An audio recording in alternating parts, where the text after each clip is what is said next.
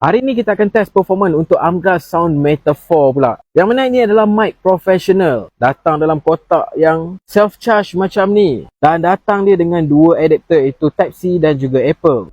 Alright guys, sekarang kita sedang menggunakan Amgras Sound Meta 4 yang saya dah lekatkan dekat sini. Dan kita berada di satu kawasan air terjun yang ada bunyi bising air. Saya rasa korang takkan dengar sangat bunyi-bunyi itu sebab dia akan lebih fokus kepada suara kita. Dan the best dengan mic ni, dia sensitif. So kalau saya bercakap slow sikit pun, korang masih lagi boleh dengar dengan jelas. Dan kalau saya nak cakap lebih slow, saya boleh adjust dia punya level supaya dia lebih sensitif.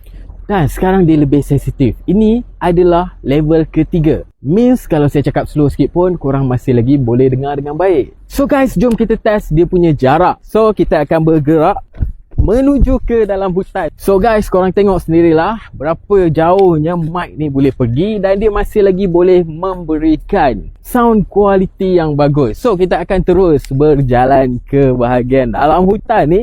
Korang tengok saya dah pun tak nampak di kamera tapi suara masih lagi jelas.